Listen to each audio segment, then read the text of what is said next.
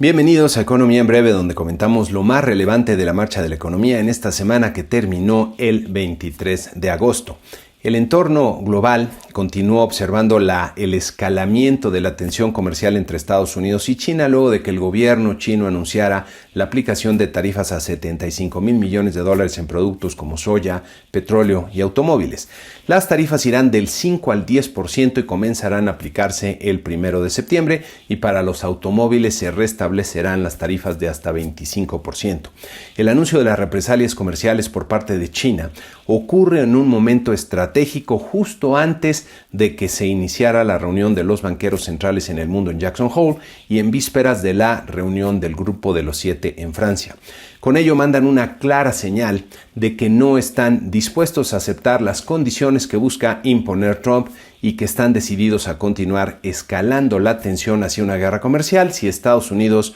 continúa por ese camino. El anuncio, por lo visto, sorprendió enormemente al presidente Trump, que seguramente esperaba en sus cálculos que el gobierno chino tuviera que ceder y aceptar sus condiciones, ya que ellos perderían mucho más que Estados Unidos en una guerra comercial, por lo menos en el corto plazo. Trump reaccionó muy a su estilo, ordenando a las empresas estadounidenses salir de China, amenazando con contraatacar con represalias y de paso criticando al presidente de la Reserva Federal por no bajar las tasas de interés en mayor medida, cuestionando si Powell puede ser un enemigo mayor incluso que el primer chino Xi Jinping, vaya palabras que utiliza el señor Trump. Hay que notar que las cosas no le están resultando últimamente, ya que los mercados financieros han estado cada vez más nerviosos ante la posibilidad de una recesión económica que limitaría fuertemente sus posibilidades de reelección. De hecho, veo muy probable que China haya incorporado esta consideración en su estrategia, evaluando que el impacto de una guerra comercial completa desde luego tendría consecuencias muy importantes y negativas sobre su economía, pero este impacto podría ser mucho menor al que habría si tienen 4 años más a Trump en la Casa Blanca. Trump ha manejado un discurso en el que el resto del mundo se ha aprovechado de los Estados Unidos, principalmente China, lo que le ayudó a llegar a la presidencia, pero ahora enfrenta las consecuencias reales que tendrá sobre el bienestar de los ciudadanos estadounidenses,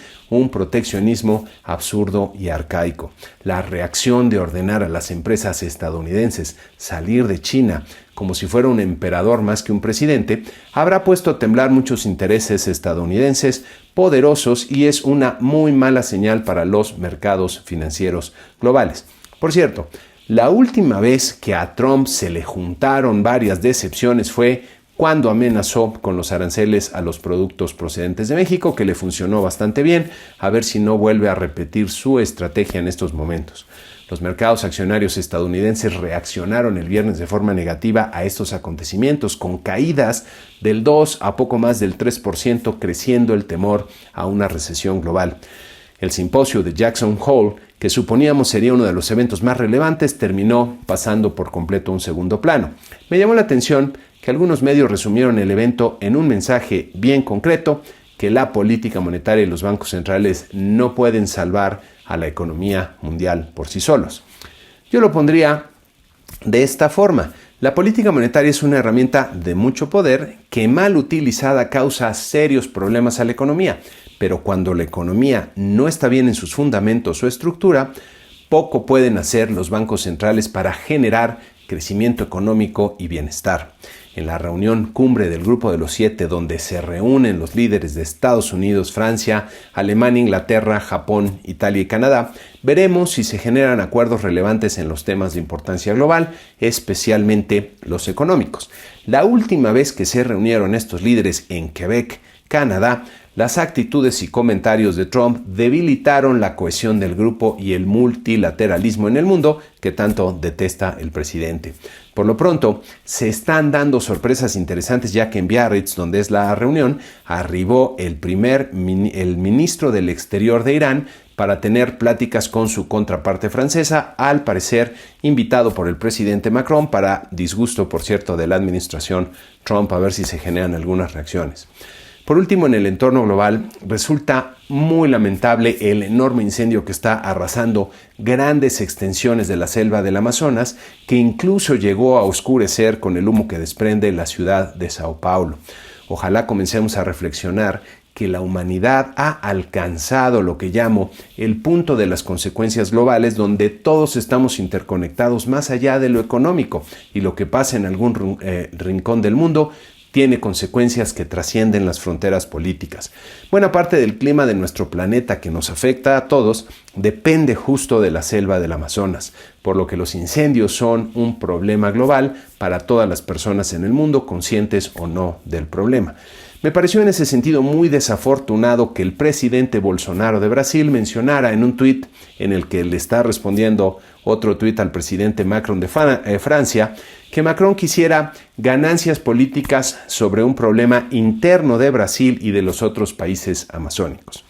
Esa forma de ver las cosas, lo que pasa en mi país no es asunto de los extranjeros, puede sonar muy bien políticamente, pero es muy desafortunada en el mundo actual y nos puede llevar a serios problemas. Imaginemos por un segundo que el gobierno de Brasil decide, porque así consideran que conviene a los intereses soberanos de su pueblo, arrasar el Amazonas para convertirlo en tierras de cultivo. Imaginemos también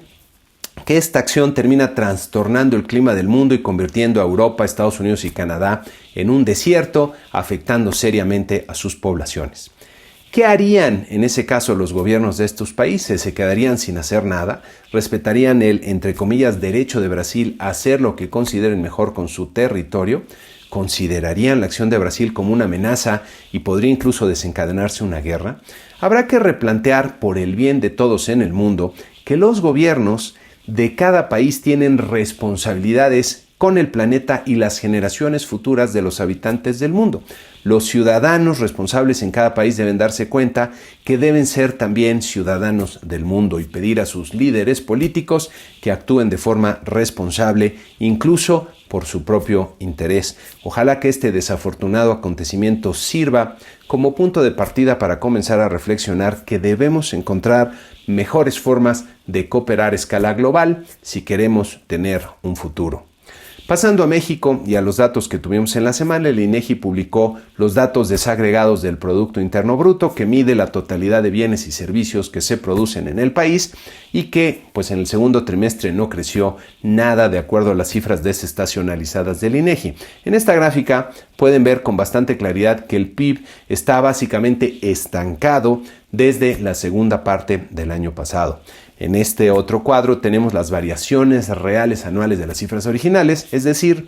respecto al mismo periodo del año anterior y eliminando el efecto de la inflación. En el segundo trimestre, la producción de la economía, en este cuadro pueden ver, se contrajo 0.8% real respecto al segundo trimestre del 2018, aunque buena parte de la baja se debe, como ya hemos comentado en otras ocasiones, a la Semana Santa, que ahora, que fue en abril, tuvo menos días laborables para el segundo trimestre. Vale la pena ver la última columna con las tasas de crecimiento anual del primer semestre del año, para el que ya no tiene efecto la Semana Santa. Como puede verse en las cifras, hay caídas en varios sectores, presentando un panorama de debilidad bastante generalizado que seguramente dará lugar a nuevas revisiones a la baja en las perspectivas de crecimiento de los analistas económicos. En esta otra gráfica podemos ver que el crecimiento económico del primer semestre del año es el más bajo de la década. Otro indicador relacionado, el indicador global de la actividad económica, se contrajo 0.9% real anual en el mes de junio, sumando 3 meses consecutivos con caídas, como puede verse en esta gráfica. La industria se contrajo 2.9% real anual, sumando una nueva caída a las observadas en los meses precedentes, como podemos ver aquí en las barritas, mientras que los servicios en la línea azul se contrajeron 0.1%. Las ventas minoristas desaceleraron más de lo esperado en el mes de junio, creciendo solo 1% real anual. Y para terminar, con una buena noticia en los indicadores de México, la inflación presentó una sorpresa en la primera quincena de agosto al registrar una reducción de 0.08% en el índice de precio al consumidor, como pueden ver en este cuadro del INEGI. Y como pueden ver en esta gráfica también del INEGI, la inusual bajada se dio por el componente no subyacente, que se redujo 0.66% en la quincena, lo que no se había observado anteriormente. Regresando al cuadro, pueden verse varias bajas en los componentes de frutas y verduras, pecuarios y energéticos. En este cuadro, de los renglones que más contribuyeron a la baja destacan productos o servicios que suelen ser muy volátiles o tener una estacionalidad marcada, es decir, fue un dato inusual el que vimos ahorita. En esta siguiente gráfica puede verse la notable zambullida en el componente no subyacente de la inflación a tasas anuales en la línea verde, que permitió que la inflación general bajara a 3.29% anual, acercándose bastante a la meta formal de 3%.